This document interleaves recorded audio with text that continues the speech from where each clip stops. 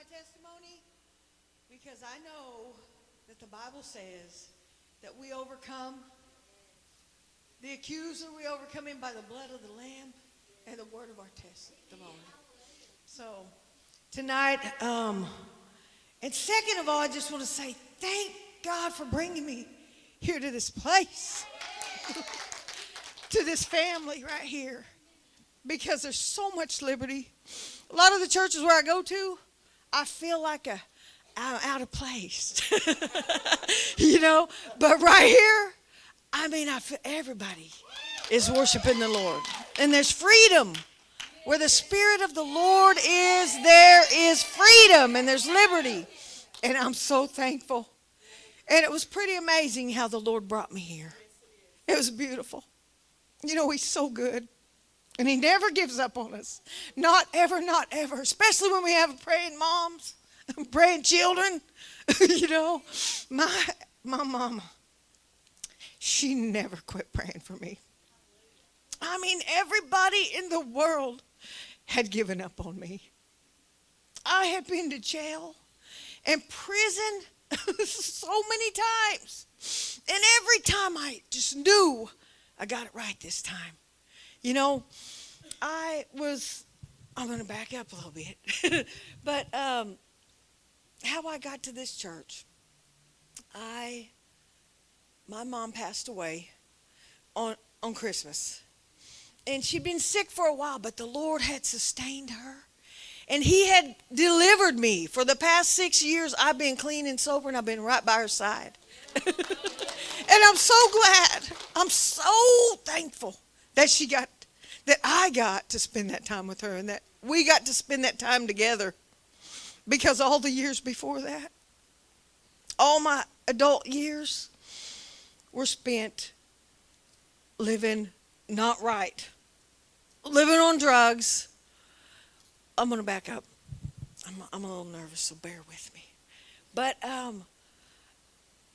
because I've been practicing this at home, okay? And when I started telling it all, it's way too long. So I'm going to shorten up some of it. But, my mom, when she was 28, and my dad died. And about 2 weeks after he died, she found out she was pregnant with me. So, she always would tell me how good my dad was and how precious.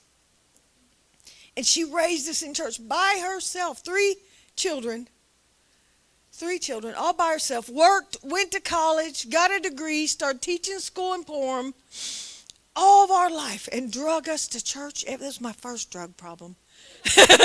But it wasn't a problem. She drugged me to church every time the door was open, and I'm so thankful because later on in life, when I got myself so deep and so dark, those stories, just stories that you hear when you're a kid, David and Goliath. Hey, Shadrach, Meshach, and Abednego in the fiery furnace. They would come to mind, and I would think, oh my gosh, I know. And I would call out to the Lord, and every time, though the righteous fall 100 times, they run to the tower, the Lord, and they're safe. You call out to the Lord, and he always helps you. Well, when I was 13, I started smoking weed, started getting drunk and drinking and partying, keeping it a secret from mom, sneaking out at night, partying. And when I was 16, I ran away from home, and with the love of my life, and he was older, and we ran away to Tulsa. And when I was 17, we got married, and about 2 weeks after we got married, we got saved. And we lived for the Lord. I had 2 beautiful children, Joshua.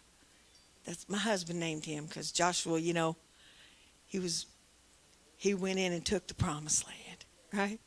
And then Rachel, that was my daughter, and I named her because Rachel was beautiful, the most beautiful thing I've ever seen or ever known. But as our marriage went on, and I got a little dissatisfied, fighting, arguing, I worked in the emergency room, and after work, which was traumatic sometimes, believe it or not. We would go out and drink. And one thing led to another. The next thing you know, I'm on meth, losing weight. Next thing you know, I'm leaving my husband and my kids who love me. Look here, me and my kids were tight. We were tight. I would take, when I was home and I was doing good, we had pee-wee football. We had gymnastics. And I didn't just go because it was what I was supposed to do. I went because I loved it. I was the mom who was on the sideline going, he was in, and I was there. And after we'd go to gymnastics and football practice, then we would go to fun and games, where in the newspaper every week you could get a coupon, and you'd go to this arcade, and we could get $40 worth for $5 of coins, and we'd be there for hours. And so me and my kids were tight. So it was really hard when I made the decision to leave my husband, because, he just didn't understand, and he, come on, drinking ain't that bad. And I didn't tell him I was doing meth, of course, but I just wanted to lose a little bit of weight. And then I thought, no, this is a good drug, but I'll never be able to convince anybody. It's good. It gives me energy, and I can clean everything up. I can do everything. And,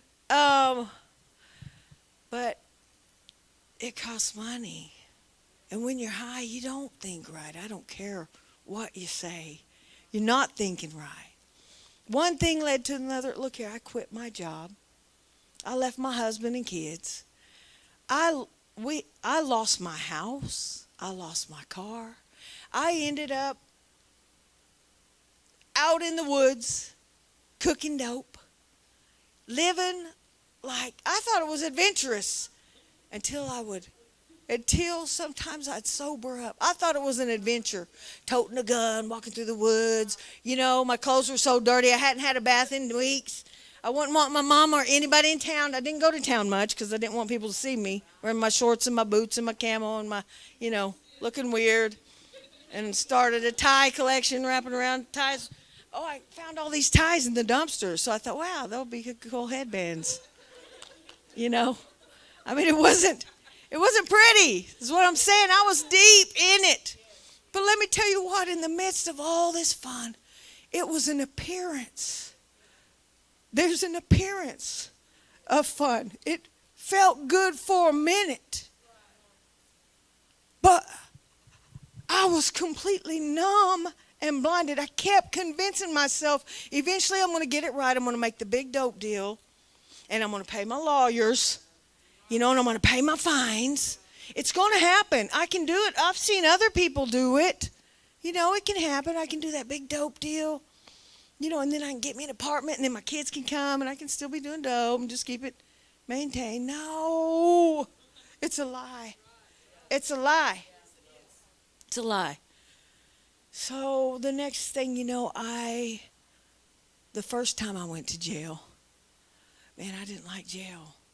Look here, I felt like a caged wild animal. You know what I mean? I wasn't made for jail. And if I could have found a hole or something to crawl through or get out or knock somebody down or run out the door real fast, that was me. I had escape charges. Things just kept compounding. You get pulled. First, you just get a speeding ticket, no big deal. And then when you get pulled over next time, you lie and tell them, oh, that's not me. And then you got a gun in the car and dope in your sock and a precursor, and then things just accumulate and the enemy's got you trapped. And you're still believing, well, it ain't the dope. It was just my stupid decisions. It's not the dope. We don't want to hate the dope. But it is. Let me tell you, until you completely turn away from it. Hey, the Lord brought me to a place first time I went to prison, my kids still, when I would come to myself and face reality, I couldn't handle it. It hurt. When I would find myself out there in the woods and I would start sobering up, maybe we ran out or whatever, and I would think, oh man, I miss my kids. I got to see my kids. I got to see my kids. Somebody needs to take me to see my kids. I got to see my kids. I want to see them. I want to see them now. You know, and somebody would be like, well, okay, I'll come out here this weekend and I'll take you. And so I'd be all ready, and no, it wouldn't take me. Finally, I'd get to where somebody would pull up out there to get some dope. Hey, I'd jump in their car and I'd take off. I'm not kidding. I have Grand Theft Auto charges. You know, I'd take off. I'd go to Tulsa. I'd get my kids. We'd go to the movie in a stolen car. You know, yeah. We would I would pick them up. I'd be like, I've missed y'all. Get in the car. Come on, let's go. It was crazy. The first time that I went to prison, when I landed my butt in jail and was sober, the Lord began to speak to me. And he began to tell me, LeAnne, none of it matters. I was so guilty, so ashamed. I felt so horrible. How could you do this? This was the voice. How could you do that to your kids? How could you do that after all that the Lord's given you? Just turn your back on him. I mean, shame tore me up. But every time I'd get out the Bible and read it, the Lord would speak to me. And he'd say, this ain't my plan for you. And all your past is, LeAnne, will be a testimony to how good God is, to how much I love you, and I will not forsake you. All this time, my kids, every time I'd get in jail and I'd start writing them and be like, Mama's coming home. I promise this time. I swear. It's going to be okay. I promise. They would believe me, and they'd tell everybody else, she's coming home, you know, and don't talk bad about my mama, you know. They were my biggest defenders. They would defend me. Everything I said, they believed me. They wanted to so bad. The first time I finally went to prison, I'd been in and out of jail so many times that most all my family, except my kids and my mama and my husband who I left, he still was praying and believing. I was so mean. But the Lord, when I got in prison, I called my daughter. And she said, Mom, because I hadn't seen her in days. I'd been stuck at some house in Muskogee, and I had just been introduced to OxyContin. Woo! I mean, that synthetic heroin all day long. I wasn't seeing my kids, but I promise you, if I hadn't got arrested, I look back now, and I'd be dead. I'd be dead. But when I did get to jail, I'd probably been up there like 3 months, just strung out, doing it every day, shooting it up, junk. And I didn't care. I'd dress up crazy and go to the casino, high as a kite, you know, and with whoever, whatever. And when I got to jail, I called my daughter. And I said, honey, it's going to be okay. Mama's in jail. And she's like, well, Mama, I'm glad, because I know you're where you're at. And I said, honey, don't say that. You know, don't say that. And she was like, no, I'm glad. I said, well, just tell the church to pray. She goes, Mom, we wrote your name in permanent marker on the dry erase board. And she said, but this Sunday, when we prayed for you, I asked everybody to pray that you would go to jail so I'd know where you were. I hadn't heard from you in 3 months. I was like, well, honey, you got great faith, because here I am. He heard your prayer, honey, but can you ask the Sunday school class to please pray that the Lord will get me out of this? I promise I'll be good. And, you know, I meant it, you know, but that was the first time I was on my way to prison. Little did I know right then. But when I went in the courtroom, yelled at the judge, or the probation officer, I didn't yell at the judge, but the probation officer who was saying she's not showing up and she's not paying her fines. I was like, whatever, you're the one who has it. You know, I just set myself up, still blaming other people. But here I was on my way to jail. We sat 5 months in the county waiting to pull chains, and here I was on my way to jail with the Lord speaking ever so sweetly to me, saying, look, quit regretting the past. If you'll give it to me, it will be a testimony of how good and how much I love you and what I can do. Just give it to me. And on my way, I wouldn't say prison saved my life. Prison stripped everything away from me to show me what drugs gave me. Prison was my wages of what I had earned. God didn't do it. He said, this ain't my will for you. My will's for you to get right. Get it right. Don't get it twisted. He said, my will is not for you to be here, but it is to bring you out to the plans that I have for you. Good plans to prosper you, not to hurt you, to give everything back that the enemy took. But you need to come and you need to stay close to my side, listen to my voice, and know that I love you. These are the things that he was speaking to me. And finally, I thought we'd never pull chains. Ugh. I hated it in that little room. But you know, there was the lady that was here last night. She was the chaplain then, and she would come in every day. And man, she would pray with us like she did right here. I mean, she would act like there was 1 million people in there, and she would lay hands on us and pray with us, and we'd be praying in the Spirit. And one night or one day in that jail when I was crying out to the Lord, he spoke and he said, look, I was just praying, deliver me. Whatever you got to do, deliver me. And he said, I have delivered you. And I'm making a covenant with you. And what he says to one, he says to another. I'm making a covenant with you. And if you can break my covenant with the sun to shine in the day and my covenant with the stars and moon to shine at night, then my covenant I'm making with you can be broken. And this is my covenant that I'm making with you. That all my promises, they are yes. And they are amen. Don't you believe a lie. My promises are true. They are yes and amen. And boy, he knew right just what to tell me. Because when he told me that, well, I wanted to know what his promises were. And I wanted to claim every single one of them. Because I believed what he was saying. So I got in that word.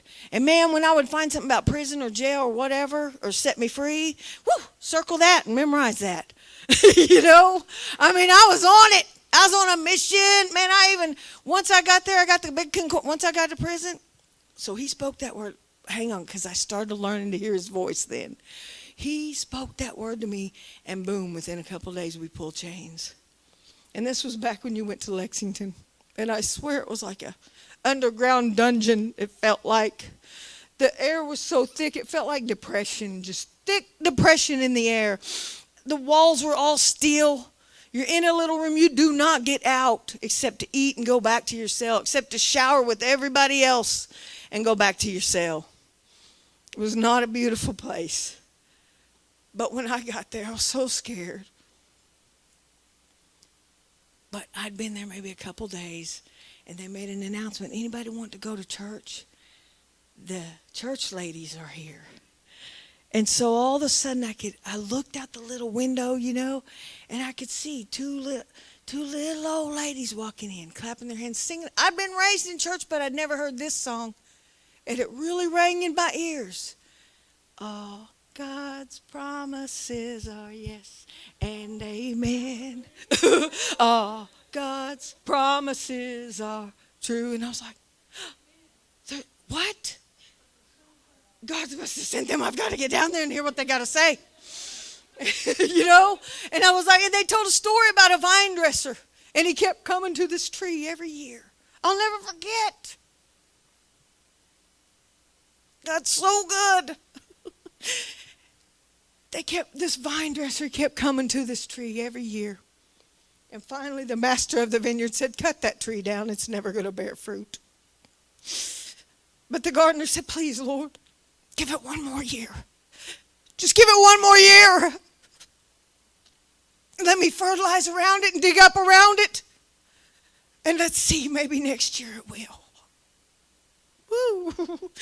I'll never forget. I was listening. My ears were perked up. Man. And so I called my husband. It was so good.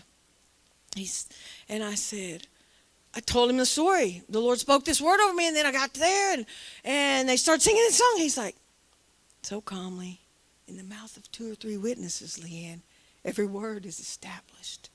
The Lord's speaking to you. Is he speaking to me? Yeah, he's talking to you. Do you hear his voice? Woo! And man, so I didn't want to go to prison. It was not a fun place. But while I was there, I think with everything else stripped away, every distraction, every lie, I learned to hear his voice, and it's the most precious thing. I cherish it more than anything, to hear his voice and to know that he walked through the fire with me. And and I was on fire. I meant everything I said. And as soon as I got out, it was maybe 6 months. Here I was home with my family, home with my friends, and some of my family, still got high and things. And they were like, you deserve to have a little drink. You've been locked up for, Jesus drank. And I'm like, yeah, you're right. I still had not got to the point where this thing is bigger than me, and it's trying to destroy me, and not just me. I still hadn't got there yet. I still hadn't quite got to, it was trying to kill me. There was still a real pretty bait in the trap that I liked. Maybe I can control it this time. And I know God now, and I know he won't leave me or forsake me, and he's not going to reject me because of some little drug. Heck, people with prescriptions, they do the same thing. Just because I don't got the money to go to the doctor and get a prescription. Just starting to convince yourself. And it wasn't long, I was right back in. I got out in 2006. And 2008, I was right back in. There were some of those girls that had seen me last time. One of them was like, I knew you was such a fake and a phony. But that's what the enemy, every time I'd get down, look here, when I found myself in prison again, hey, there is nowhere else to go. You think I went anywhere else? It took me a little while longer to even call out to God, because every time I would get down to pray, I would hear, you're such a fake. You're so phony. Do you hear yourself? Do you believe what you're saying? You're just going to get out and do it again. Finally, I had to speak out loud. If I weren't serious, I wouldn't be on my knees. If I weren't seeking the Lord, if I didn't need the Lord's help, I know I'm lost and undone without him. And there is no hope besides him. There's none, not any. This second time that I went to prison, after I had escaped from McIntosh County, they caught me out here on Fish Creek Road. I went to a friend's house, was like, man, I need money. I just escaped from jail. I faked a seizure, went to the hospital, and I zoomed out, the back door at Eufaula, and ran down the highway and hitchhiked a ride and had blood all over me where I pulled the IV out. And, it was crazy. But I did not want to go back to prison. When I got to my friend's house, anyway, the law showed up, okay, about 10 cars as I was leaving their house. And I was just like, I'm running. And I'm so thankful I had a praying mom. I'm not Daniel in the lion's den, but I know this, that people's prayers protected me. I know when I took off running, they shined those lights on me, and they were like, stop, or we're going to sick the dogs on you. And at that point, I was like, I don't care. I'd rather meet my maker than face these guys. I'd rather meet my maker than go back there. Not that I didn't get to know the Lord there, but I would rather not live than live in a cage the rest of my life. I had a lot of time I was looking at, and I didn't want to go back. And I couldn't see a way out. But I was like, Lord, blind their eyes to me that night. I was like, Lord, please please, I promise, just help me out of this. I want to go home. I want to see my kids. I do. And he knows my heart. I was being held captive by something way stronger than me, and I hadn't got it in my mind yet that this power, this wickedness was holding me captive and lying to me, and I was falling right in every time. So I took off, and I'd run. I was running so fast that I was leaning forward, and I would just fall. And I'd get back up, and I'd run. Next thing you know, it was a big old pasture, and then there was the woods. I was trying to make it to the woods, just get me to the woods. And when I get almost to the woods, I guess they let the dogs go. But look here. The craziest thing happened, Crystal. Not because I was good or didn't deserve it, but because I know that somebody been praying for me. And there was a protection. Even in my darkness, he was protecting me. And he shows me this now. He's so good. When those dogs caught up with me, big old German shepherds, look here, they kind of run past me out in front of me a little ways. And then in the bullhorn behind me, you can hear, attack! And they would look back at them, and they'd look at me, they'd look at them, they'd look at me like, And let me tell you what, they got mad. The officers got mad. Tim Turner can tell you this story. He probably tells it from a little different perspective, okay? But he said, they got mad. And they were like, get back here, and they called the dogs back. Thank the Lord. Because when I got to the woods, I did hide. And I feel like the Lord did shield me for a minute. Not because I deserved it. Not because I wasn't going to probably end up in prison. Because I sure wasn't going to go turn myself in. But when I woke up, they came out there and they searched all through the woods. They walked right over me. I was just laying there with my bandana pulled down over my face, just not moving. And I sat there all night, bloody, dirty, in the mud, in the cold. Without really any hope, but really wanting to go home. Really wanting to be the mom that I used to be. But man, I had messed it up and there was no hope. There was no way except Jesus. When I finally did get caught and go back to prison, it was hard. The Lord knew. It was hard for me to even approach the Lord to ask him for help. But there was nowhere else to go. I was like, Lord, if I'm going to have to be here for that 35 years, then I am going to need you. I'm going to need you to walk with me like you did last time. I'm going to need you to be with me like you did last time. Whether you get me out of it or not, I know that you can. But if I'm going to go back to it, then I don't even know if I want out, Lord. I don't want out if I'm going to do it again. And I began to hear his spirit again. This is not my will for you. I want to help you. Do you believe I can help you?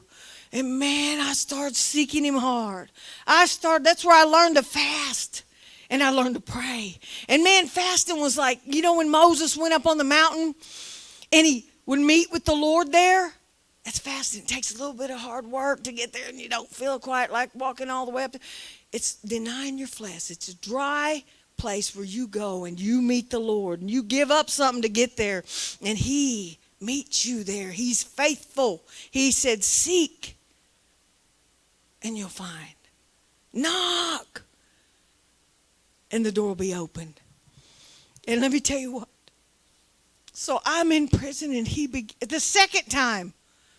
Looking at a whole bunch of years, I still have that charge pending, that escape charge where they chased me through the woods and all that. And they were bussing me back to court, back and forth to court. And, they were really wanting to kill me, forever, lock me up, which it looked hopeless. But the Lord moved. He rescued me again. You won't believe what they gave me, what the Lord had them to give me. Do 6 months. Do 6 months. Do 6 months in a substance abuse treatment program in prison. And I'm going to send you home to your babies and your husband. Because I love you. The first time I was in prison, I got my 1-year review. I didn't even have it when I went there, but he gave me that. And I filed it in prison and all that. He led me, and I filed it, and he sent me home early the first time. Then I was right back in, and he did a 6 less. You know, he loves us. He loves us. When I got out, he did so much in there. I began to hear his voice even louder. My mom told me, she said, "LeAnne, remember all the things that you told me happened when you were in prison last time?" She said, "Get something and write them down this time, would you?" So out of honoring my mom, I couldn't keep up with the things he was doing. I would write something down, and before I could get it all written down, he was telling me, "Look, I know right where you are. I know right where you'd be this very moment, this very second, and I've got you in my hand. Trust me, stay close and listen to my voice." And it was, I'm going to give you an example. Because when I was there, I would go to every church service, you know, every time. And I was at Mabel Bass at this time. I wasn't at no minimum security. I was at the big one with all the people. And when we had mail call. Oh my gosh, so I got my mail. And when I open it, there's pictures of my son. The first time I was in prison, I got out just in time to see him play his last high school game. The second time I was in prison, I got that letter, and I opened it up, and there he was on the sidelines at Northeastern playing college football. Woo! I was so proud. And then they were like, "Movement, if you want to go to chapel, movement." And so you have 5 minutes to get if you want to go to church. So I just put those pictures in my pocket. And when I walked in the church door, it was this one, they would always pass out little letters of encouragement when you walk in at this one service. Once a month they had this service. When I walked in the door, they hand me a little letter, and it was a little bitty kid. Right after I'd got these pictures, little bitty kid all sitting in a 3-point stance, you know. And it said, "When my son Josh played pee-wee football." And it was this story about this lady and her son playing pee-wee football. And the Lord, he spoke to me, and he just said, "I am right with you. I knew then where you would be this day, and I will never leave you, and I will never forsake you. You are mine, and I'm for you, not against you. And it's not my will." And if you can believe it, you know, when the guy came to Jesus and said, "If you can, heal my son." And he said, if you can believe it, all things are possible. So I was like, "Lord, okay, it's going to be hard to believe this because I don't deserve it." But I believed. I went to court 6 months. If you can do 6 months, LeAnne, I'm going to send you home. Your husband is willing to take you back. Your kids are there, and they're believing. I wasn't home for a year, and I was right back in Haskell County. Right back buying Sudafed after a former felony conviction. 2 counts. You know, I still needed to lose a little bit of weight. After all and let me just tell you, the guilt and the shame. I mean, I'm not saying I know how Peter might have felt, but I felt horrible. Because my ride or die, the one who was loyal to me and never gave up on me, was the one who I was turning my back on. You know, just a little bit. I needed to lose some weight. It was healthy. 2 counts. Man, I'm looking at 30 years. What have you done? What have you done? When I got to Haskell County Jail, there's this precious lady, and I needed a word. I know when I need a word. I'm standing there, and Levita, she came in, and she said, I said, my name's LeAnne. I need a word. And she went, do not be afraid, for I am with you. Don't be afraid, I'm your God, and I will help you. I will uphold you with my righteous right hand. Behold, those who are incensed against you. It was that verse, but I went ahead and memorized all the rest. Behold, those who were incensed against you, they'll be ashamed and disgraced. They'll be as nothing. They'll be as a non-existent thing. For I, the Lord your God, I will hold your hand, saying to you, fear not, I will help you. Woo. Girl, let me tell you what, I held on to that like a pit bull, and nobody was going to take it from me. I held on to that word like a pit bull, and ain't nobody going to take it away. Man, I had to say it over and over to convince myself that it was true. But when I was there, I found out that I was pregnant. Y'all, I was 40 years old, 39 years old and pregnant.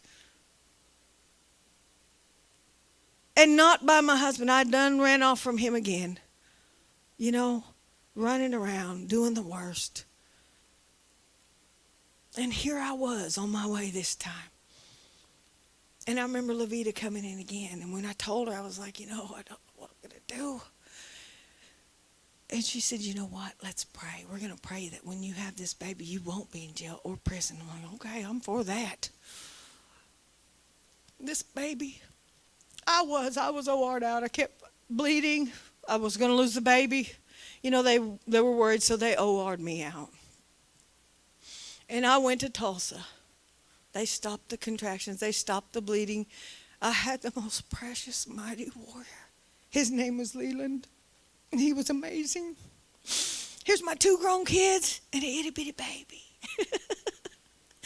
I never thought I'd be having another kid, But my husband, when he walked in the hospital room, I didn't know what to say. He didn't know what to say, I had left him right not too long after I got out of prison, and he just looked at me and he said, like arrows in the hand of a warrior, so are the children of one's youth. And I was already into it with a lot of my family who was not speaking to me. And I don't blame them. It was my mother, my son, and my daughter. Those were the only 3. All the rest were like, don't come here. Even my friends opened their, no. But there, I had the most precious baby. I come to court, and probably because of him, that the Lord sent to me for a short time. God showed me mercy. When he was 5 months old, though, he was in the hospital for a long time because I had him real early, 25 weeks. And he was a pound, little over a pound. And he lived, and he lived, and he lived. And he lived, and he lived. He lived 5 months. I got to hold him. I got to be there with him. When I went to court, they didn't give me no time. I went in God's Shining Light program. And the Lord brought me through that. We lost him. My kids were upset. They loved him. They were like, yeah, I always wanted a brother. I always wanted a little baby brother. My son. Well, all these times, did that end it? No, after I lost the baby. I still ended right back up down here, running around, couch to couch, house to house. Hey, I was losing it quick this time. I was right in town, walking through. It was like 3 a.m, and I saw a truck. It looked like an old truck I used to have. a long time ago that I'd sold. I knew it was gone. I knew it wasn't my truck, but I was like, I had some kind of crazy notion that if the keys were in it, that's my truck, and the Lord put it there. I mean, crazy, cuckoo. Okay? I mean, I was high in a kite. I couldn't think. I didn't know what was going on. But I did. I took that truck, took off, went running around. I didn't hide it. I pulled up to my friend's house. All this to say, I caught another charge. Still had that probation from when Levita saw me in jail. They had given me another 15 years on top of, and all this was all going to be concurrent. You know, who knows now, it might be consecutive. But by this time, you know, I'm 42 years old. I'm sitting in jail. I'm tired. I got picked up at the casino where a month before I got picked up, I had just been, I'd get $5 from somebody. I'd go to the casino.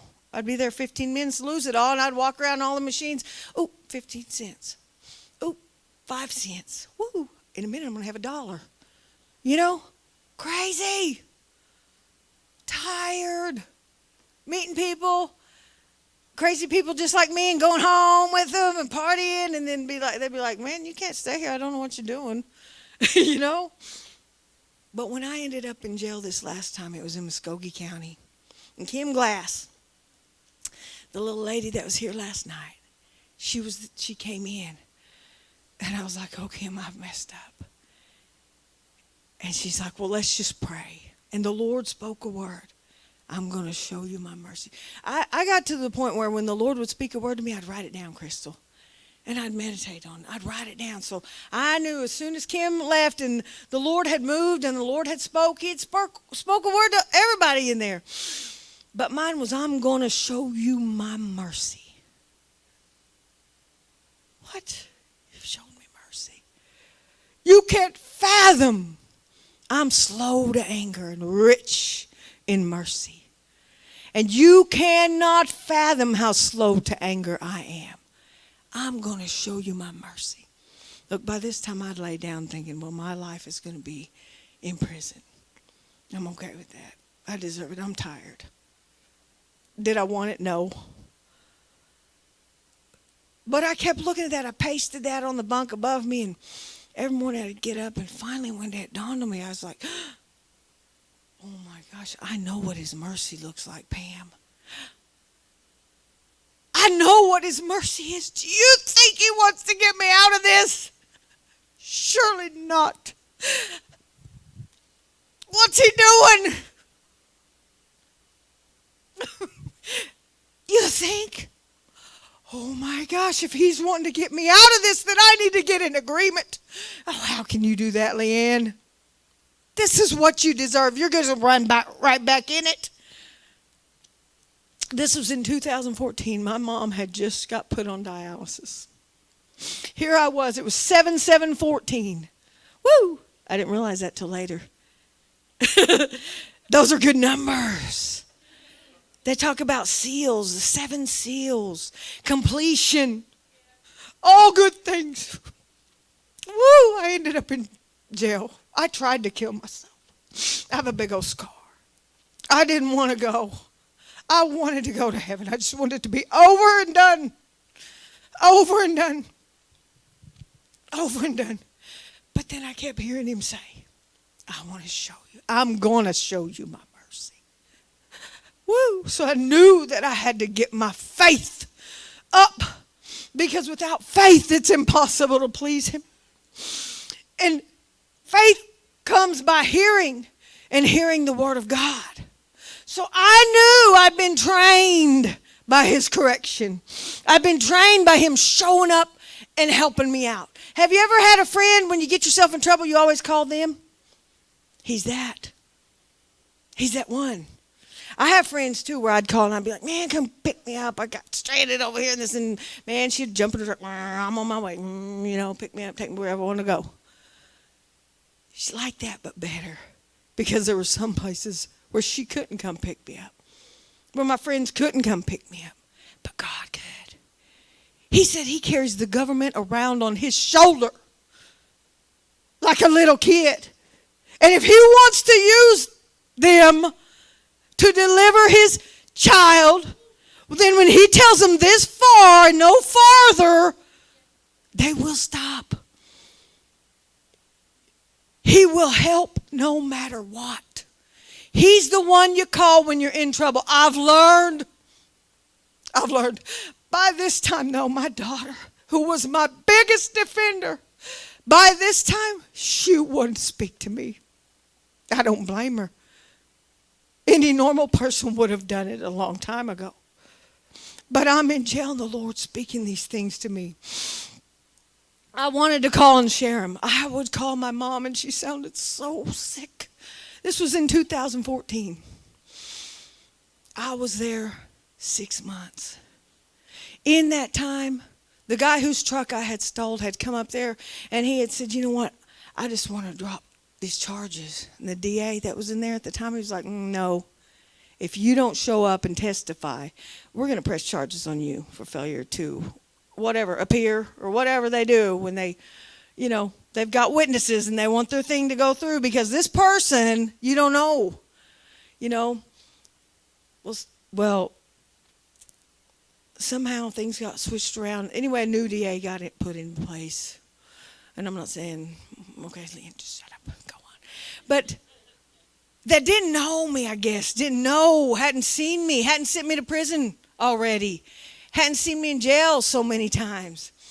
But when I came, and it pushed it off a little bit longer where things maybe the jail got full too, you know, and things just worked into place. And my sister and my niece came to court one day. I had a hold in Haskell County for all that stuff I had already done and been put on probation for. And they were not going to let it go. Not this time. But look here. And I knew it. But I knew my mom had been put into the hospital 3 times, November and December, within a 6-week time.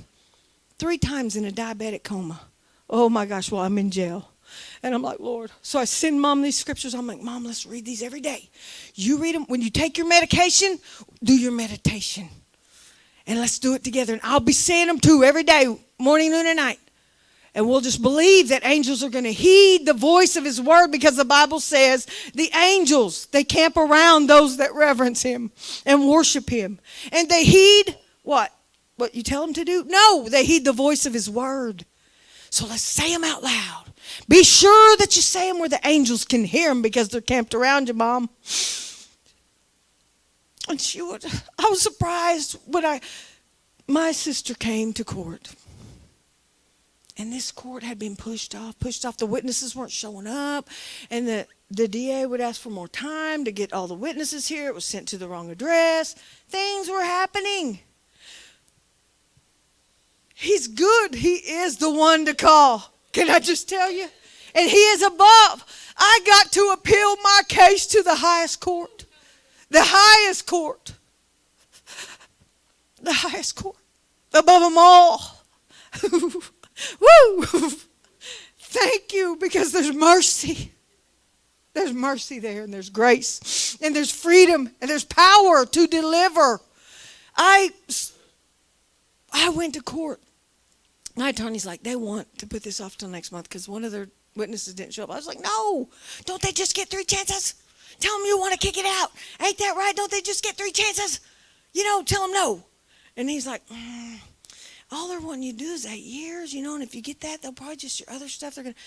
I'm like, no. And he's like, but the judge goes, well, I'm going to reduce her bond. And I'm like, so? You know, I'm thinking, so? It doesn't matter. But I'm still trusting in the Lord. I'm scared to death. I don't want to go to Haskell County first. That was for sure.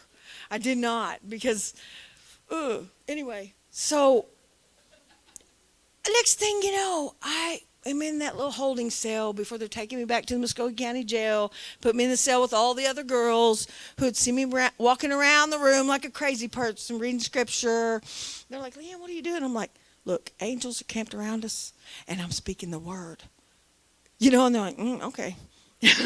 You know, and I'm like, and you know what else I'm speaking? Psalm 71, it says, hear my cry, O Lord, let your ear be attentive to my cry and help me to escape. And you know what he said? He said, I no longer call you servant. I call you friend.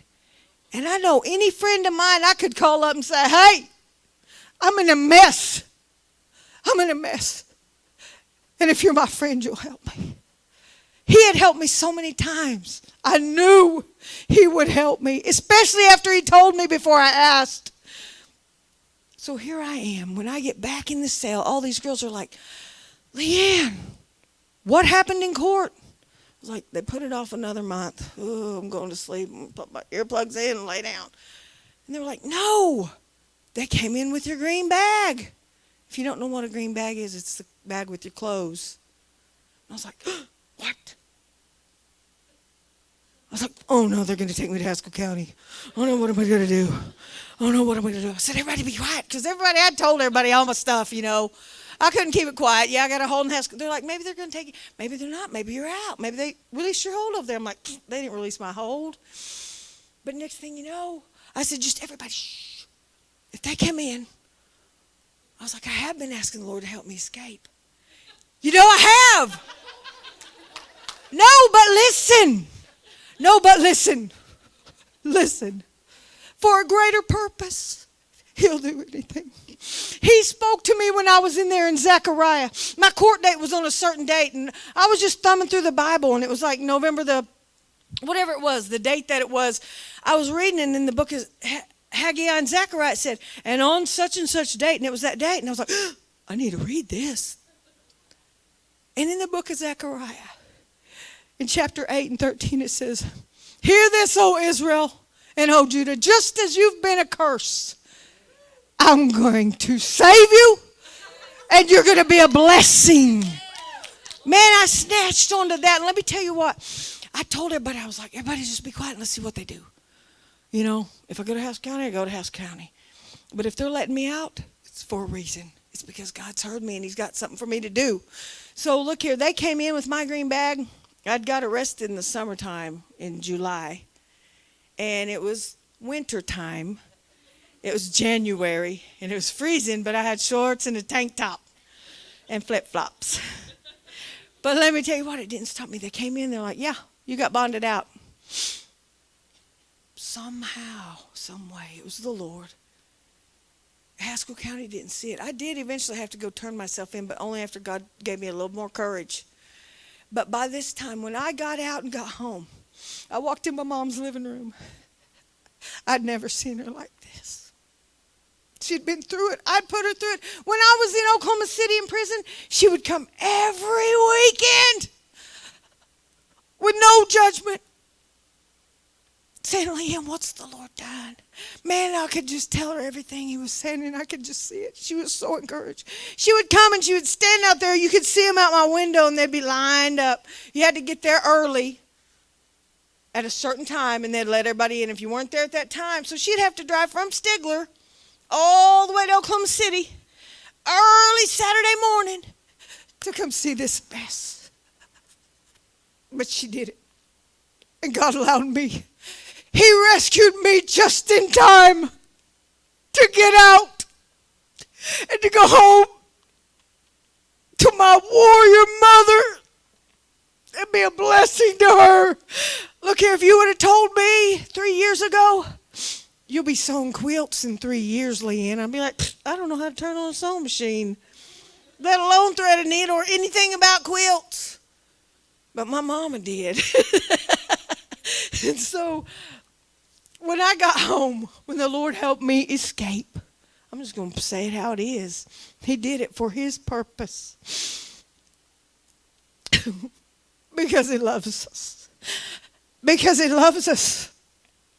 Because he loves us no matter what we get ourselves into. Whew, he pulled me out with a mighty hand and said, go home. Look here, when I walked in the living room, the recliner was here at the back of it. And so I walked around and I went, Mom, the Lord helped me escape. And she was like, she couldn't even turn her head hardly. She looked like she was gone. I act like I didn't notice. And I was like, yes, can you believe it? He sent me here. I'm going to help you. It's going to be okay. He spoke to me, Mom, and he's going to heal you. Just because he's going to show everybody else that's old, it doesn't matter how old you are. He's going to heal you. And he'd given me a dream. He'd given me a dream. And I could look her in the eye and tell her with everything in me, he's going to sustain you. And what he did, look here with it. She couldn't even hardly turn her head. She was sitting in that recliner. And when I came around the corner, she went, oh, what are you doing here? You know, she couldn't even hardly turn her head. Her hair was all falling out. But let me tell you what. The Lord worked it out. So for the past 6 years, me and my mom's been hanging out. I couldn't ask the Lord for a better gift if I would have thought of it myself. When I came the first night I came to this church, the first song that y'all were playing when I walked in was, I feel like running my last mile home. I see a great band of angels around God's. I'd never heard that song anywhere else except we came to Kyoto one night. It was a little different church, but one of her friends was singing in a band, and they gave her a CD. And we'd been listening to that over and over. Me and her stayed in her car for the past year. And that song, let me tell you what, she declared the strength. There's a scripture that says, when I'm old and gray-headed, don't forsake me. Until I've declared your strength to this generation and to the one to come. Well, let me tell you what she did. Let me tell you what she left me, about 20 quilt tops. I couldn't keep up with her. I bought a quilting machine, you know, and I was like, we're going to do this, Mom. Woo! We're asking God for 15 more years like Hezekiah. So I was a little shocked when he took her home on Christmas Day. But I was so thankful. And it was this Christmas. And I was like, God, what? But I couldn't hardly, because I was like, thank you, beautiful, beautiful. And I needed to hear his voice. And I've heard Renee Moore speak probably 4 or 5 times. And every time I've heard her speak, the Lord speaks to me. And I heard she was coming to New Hope. And it was a couple weeks after Mom had passed and after her funeral. And I just need direction. I need to hear your voice. So I went. And there's Renee. And she's preaching about the storms. And after it was over, because I felt like this last few weeks has been a horrible storm. I was planning on 15 more years because I knew God can. When I went to the altar after the service, I was just praying, God, I need to hear your voice. And I was beating myself up because I shouldn't have let her have the surgery, and I shouldn't have done this, and I should have done that, and I shouldn't have done that, and how could you have done this? And, you know, just these words, thinking that I somehow had a part of it. And after it was over, the Lord spoke to me and he said, this storm, it wasn't meant to tear you to pieces or to hurt you or destroy you. It is meant to reposition you for my glory. And then after that service, I saw Kaylin, and she said, I said, yeah, somebody spoke a word to me then. She's like, it was me. The Lord told me to. And I said, oh, yeah? Well, it was exactly what I needed to hear. If it's for his glory, then let it be. Then I'm at peace. Let it be. And she said, where are you at? Are you still in Tulsa? Because I was living up there working at Dillard's, and I'd see them 2 girls running around. And I said, no, I've been staying down here with my mom. She just passed away. I've been in Stigler, and she's like, her eyes lit up, and she's like, Stigler, you got it. What are you doing this Sunday? I was like, I don't know why. And she's like, you got to come to church with me in Kyoto. They're having revival. And I said, oh, I need revival. I need oil in my lamp to keep me burning. I need fire. And there's fire on the altar. Let it not go out. Let it not die down. Keep it going. So, y'all saw her lead me right in here by the hand and set me right down. And I'm so glad he did. And I'm so humbled. I'm so thankful that you let me give my testimony. And I love the Lord so much. If you only knew how much of a friend that he is, closer than any brother. He can reach in places where your best friend can't come pick you up and get you out. And is he willing? Yes. Is it his plan and purpose to put people in prison? No. Not ever.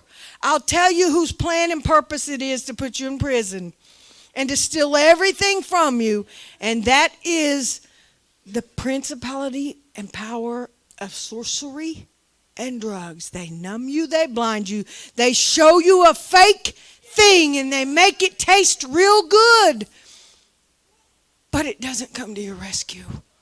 It'll numb you, but there's a price to pay, and it's nothing that you ever want to pay. And you know, I know this. Since I've been out, the Lord has let me go back in. He hasn't let me in Haskell County yet, though. I think it's because Tim Turner's the sheriff, maybe. But maybe you got some pull there. Whoa! But I snuck right back in Muskogee County, where I've been able to, tell them, don't believe it, don't get it twisted. If you call on him, he will help you. Believe only his word. Don't believe anything else. And whatever you do, turn your back on drugs, period, and drinking if you have to. Hey, look, even if you still think they're good or whatever, and people can still take them, whatever. No, you lay it down like a sacrifice and get away from it. It's a snake. It's meant to kill you and destroy you. And there ain't nothing, no ifs, ands, buts about it. But I tell all the girls, and I'm going to tell everyone here. Jesus said, he said, if you'll confess me before others, I will confess you before my Father and his angels. He said, if you deny me, I'll deny you. Don't deny him. Look here, it's a process. He never gave up on me. He won't give up on you.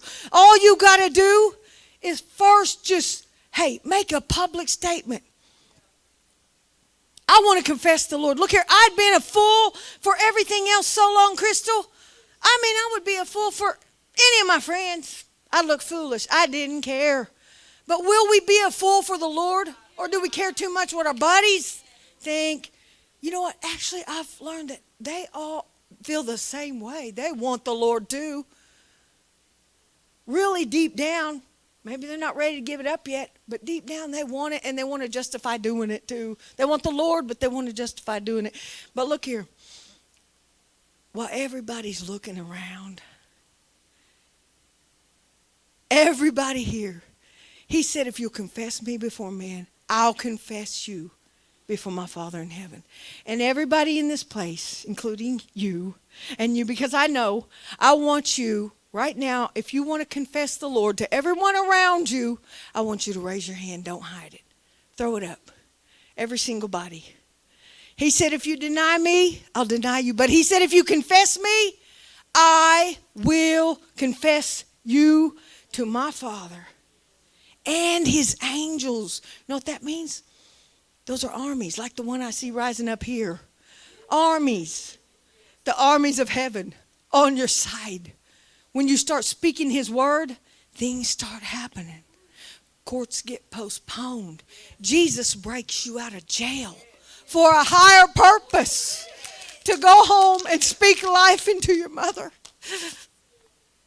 speak life into your mama, to show your kids. It's taken a while, but my daughter, she speaks to me now. We're really close again, but it's taken a while. My husband, he doesn't quite trust me yet, but he's still encouraging me. Like when I came here, he's like, just keep your eyes on Jesus, LeAnne, and the things of this earth will grow strangely dim. And I just want to encourage everyone here today. Every opportunity you get, just confess him. He says, if you confess me, I'll confess you. If you deny me, I'll deny you.